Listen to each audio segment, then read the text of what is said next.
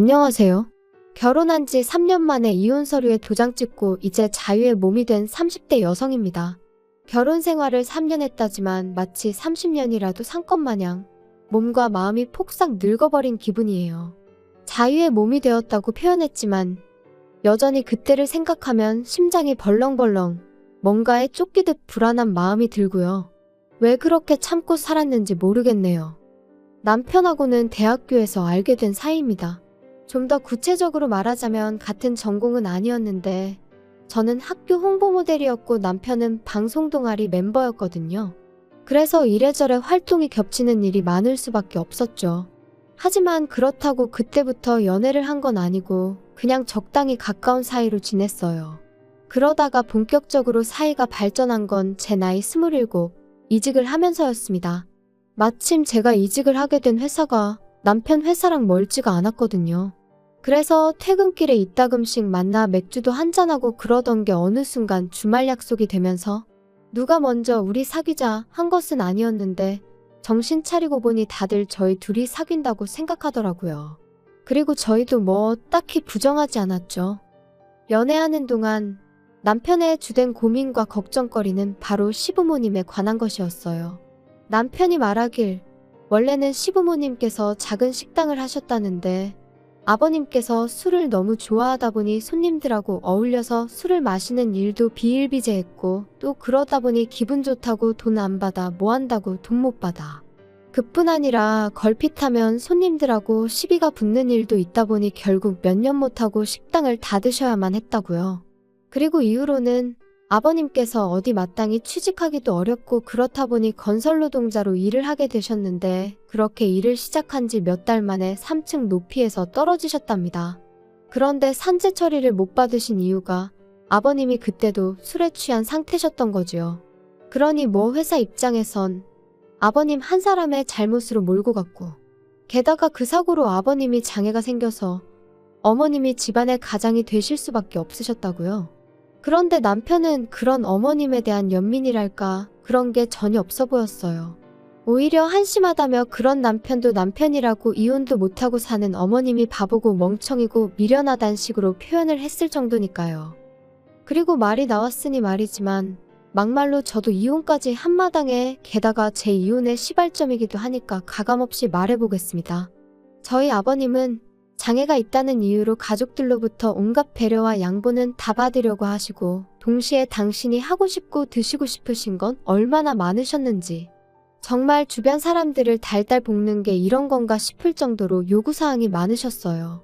게다가 어머님은 정작 그런 아버님한테는 싫은 소리 한번 제대로 못하셨으면서 자식들한테 특히 아들 며느리한테는 아주 앓는 소리 죽는 소리를 얼마나 해대시는지 이루 말할 수가 없었죠. 남편과 연애를 하던 당시에도 남편과 데이트를 하고 있으면 정말 농담이 아니라 10번에 7번은 어머님에게 연락이 와서는 너는 내가 이렇게 사는데 걱정도 안 되니? 내가 누구 때문에 이렇게 참고 사는지 알기는 하는 거야. 내가 그때 너만 아니었으면 지금 이렇게 안 살아.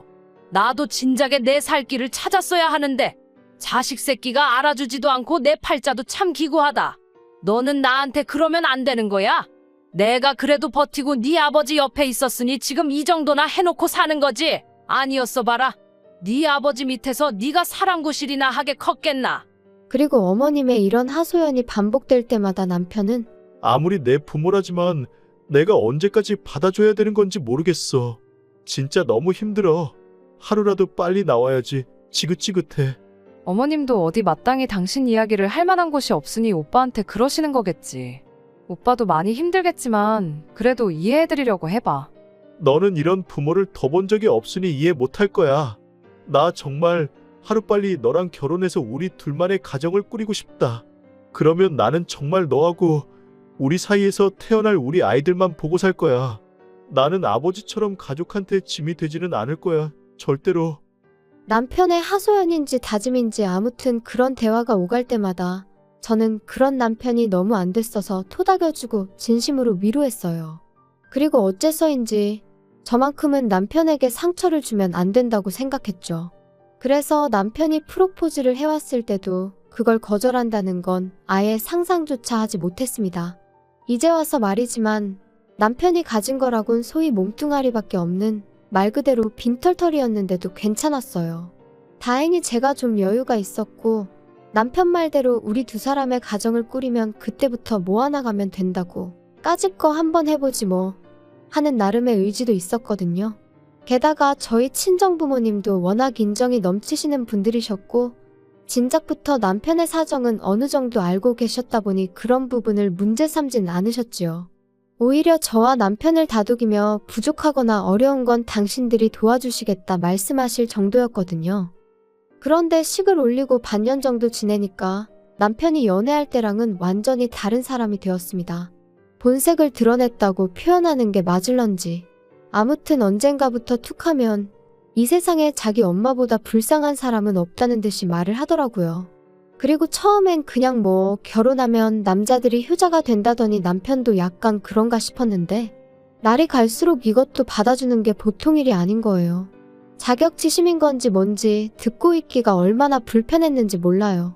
가령 저희 부모님이 골프라도 치러 가시는 날이면 장인 장모님은 팔자도 좋으시다면서 어머님은 오늘도 건물 청소하러 가신다고 제 앞에서 한숨을 푹푹 쉬어대질 않나. 그리고 남편이 제 앞에서 그럴 때면 솔직히 제가 무슨 말을 할 수 있었겠어요? 어머님이 건물 청소하러 가시는 걸 위로라도 해야 했을까요? 그렇다고 저희 친정부모님더러 골프는 그만 치시라고 해야 했을까요? 왜 그런 시시콜콜한 이야기까지 남편한테 하냐 하신다면 제가 한 것도 아니었어요. 저는 부탁한 적도 없고 바란 적도 없는데 심지어 저희 친정부모님도 부담스러워 하셨는데 그럼에도 불구하고 남편이 저희 부모님한테 시도 때도 없이 안부 전화랍시고 연락을 드려서는 오늘은 뭐 하시냐 다음 주엔 뭐 하시냐 물어대고 그러다가 저런 이야기가 나오면 그때부터 제 앞에서 몇 번이나 울거먹었는지 몰라요. 그래서 한 번은 제가 도대체 나더러 어쩌라는 거냐 도무지 뭐라고 대꾸를 해야 할지 모르겠다니까. 그냥 하는 소리랍니다. 부부간에 그런 하소연도 못하냐 그래요. 그러면 저는 그냥 듣고만 있는데 그러면 또 저더러 너는 우리 어머니가 불쌍하지도 않냐? 장모님 일이라고 생각하면 가슴이 아프지 않냐? 미치고 팔짝 뛰겠더라니까요. 그런데 그게 다가 아니었어요. 하루는 퇴근하고 오니까 어머님이 연락도 없이 저희 집에 와 계셨습니다. 어떻게 들어오셨냐니까 집에 운이 아무도 없어서 남편에게 전화를 하셨고 남편이 비밀번호를 알려드려서 들어와 계셨다고요. 황당하고 솔직히 어이가 없었죠. 마음대로 비밀번호 누르고 집에 들어와 있는 시부모님이 계시다는 이야기는 들어본 적이 있었지만 그게 제 이야기가 될 줄은 상상도 못했으니까요. 게다가 오신 이유가 아버님하고 다투셨다는 거예요. 아버님하고 다투다가 내가 언제까지 이렇게 당하고만 살아야 되나 싶어서 집을 나오셨는데 마땅히 갈 곳이 없어서 저희 집으로 오셨다대요. 그리고는 울상을 지으시는 어머님께 제가 무슨 소리를 할 수 있었겠어요.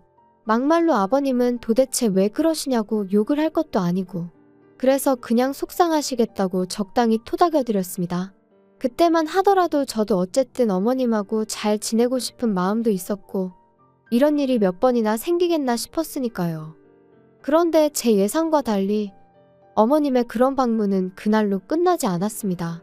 이후로도 몇 번이나 반복되었거든요. 게다가 그 횟수가 잦아질수록 아버님 욕이나 신세한탄이 주를 이루던 처음과 달리 제가 살림하는 방식이나 생활 패턴을 가지고 잔소리를 하시는 일이 잦아지셨죠. 너는 도대체 살림을 어떻게 배웠길래 냉장고 안이 저 모양이냐? 그리고 청소할 때 텔레비전이며 책장이며 위에는 안 닦니? 내가 아까 손으로 훑어보니까 먼지가 말도 못하게 쌓여 있더라. 그리고 내가 보니까 옷장 안에 죄다 네 옷이고 우리 아들은 옷도 몇 벌 없고 너 돈 벌어서 다 네 치장하는데 쓰나 본데 너 그러면 못 쓴다. 저는 주방 담당이고 청소는 남편이 해요. 먼지 부분은 오빠한테 제가 얘기할게요. 아니 청소를 왜 우리 아들이 해? 너는 뭐 하고? 저도 돈 벌러 다니는데 어떻게 집안일을 저 혼자 다 해요.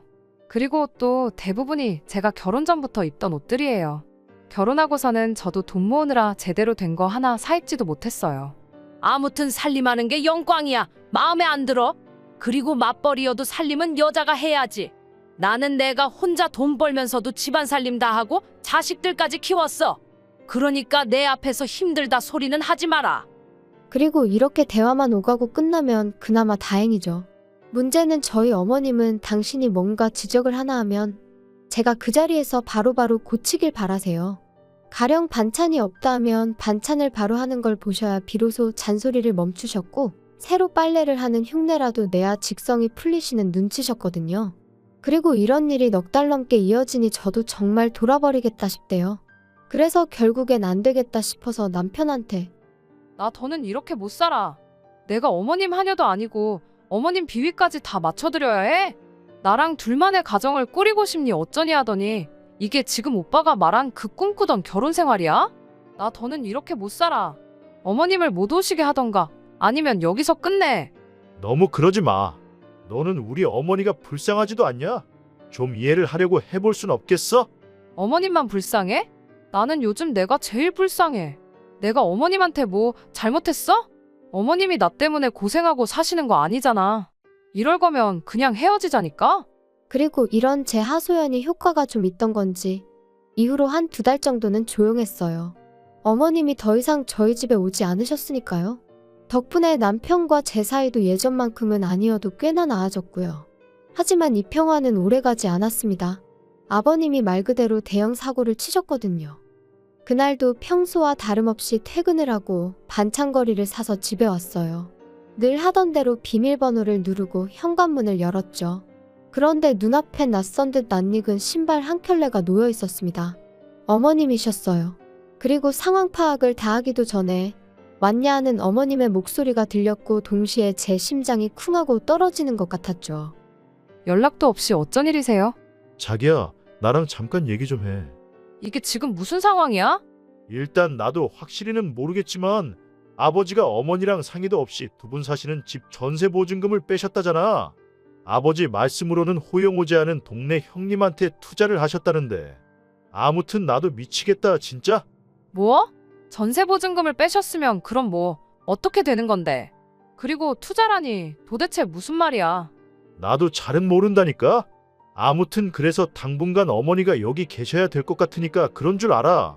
저는 도무지 납득할 수 없는 상황이라 신우에게 전화를 걸었습니다. 그러자 신우가 하는 말이 자기가 정말 어머님을 모셔오고 싶은데 알다시피 자기는 지금 남자친구랑 동거 중이지 않냐며. 그래도 자기가 곧 남자친구랑 결혼도 할 거고 그러면 제대로 된 집을 마련할 테니까 그때까지만 저더러 제발 좀 부탁한다대요. 그리고 아버님은 아버님대로 왜인지는 모르겠지만 있는 대로 화를 내시면서 아는 분 댁으로 가셨거든요. 그러니 상황이 상황인 만큼 제가 뭐라고 말이라도 한마디 잘못했다간 정말 나쁜 사람이 되겠더라고요. 그래서 어쩔 수 없이 울며 겨자 먹기로 알겠다고 했어요. 그리고 그땐 신우가 정말 몇 달 안에는 식을 올릴 것처럼 하도 호들갑을 떨어서 길어야 반년 정도 되지 않을까 싶었는데 자그만치 1년하고도 4개월이 걸렸습니다. 그리고 그 1년하고도 4개월이 저에게는 지옥이나 다름없었죠.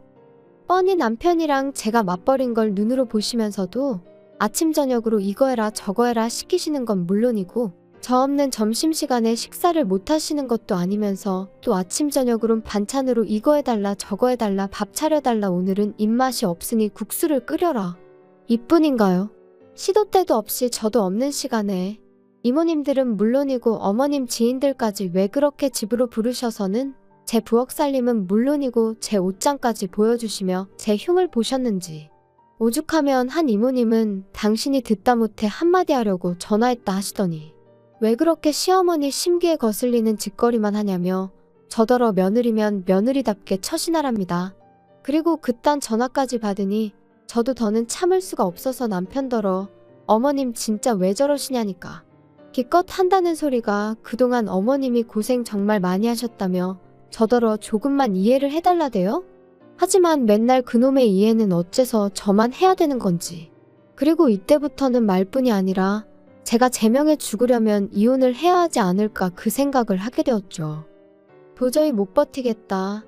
이렇게 살다간 정말 내가 죽겠다 싶었던 바로 그 무렵 마침내 신우가 상견례 어쩌고 하며 시집간다 소리를 꺼냈습니다. 정말 속으로 쾌재를 불렀어요. 아, 이제 살았구나. 그래서 신우더러 신혼집엔 언제 들어가냐고 어머님은 언제부터 그리 모시면 되겠냐 했죠. 그랬더니 신우가 제 눈치만 살살 보다가 한다는 말이 그게 좀 상황이 힘들게 됐답니다. 그래서 제가 그게 갑자기 무슨 소리냐니까. 언니 정말 미안한데 우리가 돈이 없어서 깨케야 방 2개 화장실 하나짜리 빌라 정도밖에 못 구할 것 같은데 언니가 조금만 더 이해해주면 안 될까요? 우리가 얼른 돈 모아서 큰 집으로 이사가면 그때는 꼭 엄마 모시고 갈 거니까. 아가씨, 이제 와서 그렇게 말을 바꾸면 어떡해요? 안 돼요. 나 더는 못 모셔요. 나 정말 너무 힘들다니까요. 그래도 우리 엄마가 살림살이도 도와주고 언니 좋아하는데 너무 말을 그렇게 하면 나 좀 섭섭해요. 아가씨가 섭섭하고 말고 나는 더 못한다고 분명히 얘기했어요. 언니도 자꾸 그렇게 무대 보러 안 된다고만 하면 안 되죠? 나라고 일부러 안 모시는 거 아니잖아요. 그러니까 그것도 아가씨 사정이고요. 왜 내가 어머님 사정도 이해하고 아가씨 사정도 이해하고 그래야 하냐고요. 당연한 거 아니에요? 언니 맏며느리잖아요. 그리고 우리 한 가족인데 정말 서운하네요. 서운하다고요? 나는 서운한 정도가 아니고 아주 다들 원망스러워 미치겠다고요. 신우랑 얘기를 하다 도무지 답도 안 나오고 우라가 치밀어서 집에 왔어요. 그리고 남편은 그 사이에 신우랑 통화라도 한 건지 제 눈치를 살살 살피더니 기껏 한다는 소리가 당신이 우리 어머니랑 도무지 같이 못 살겠다고 그랬다며.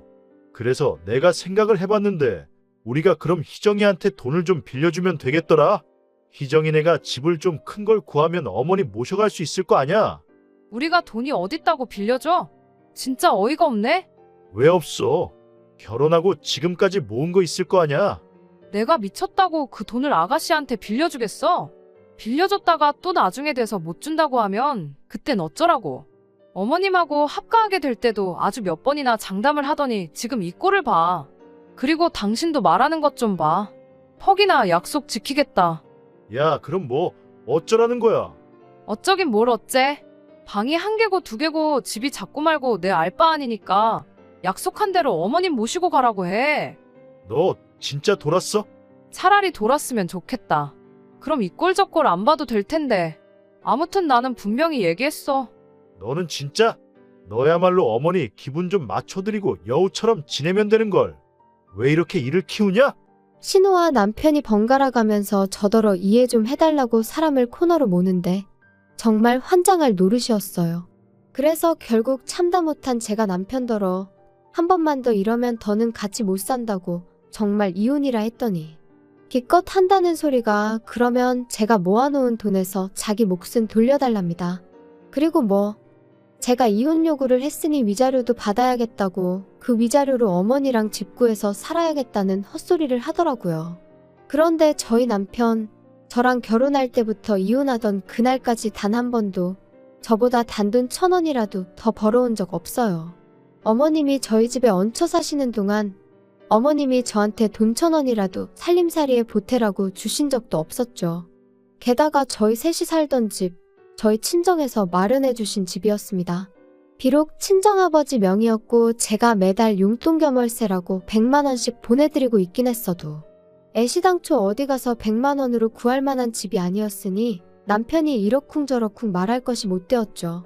그런데 위자료가 어쩌고 자기 몫이 어쩌고 해대니 제가 얼마나 황당했겠어요?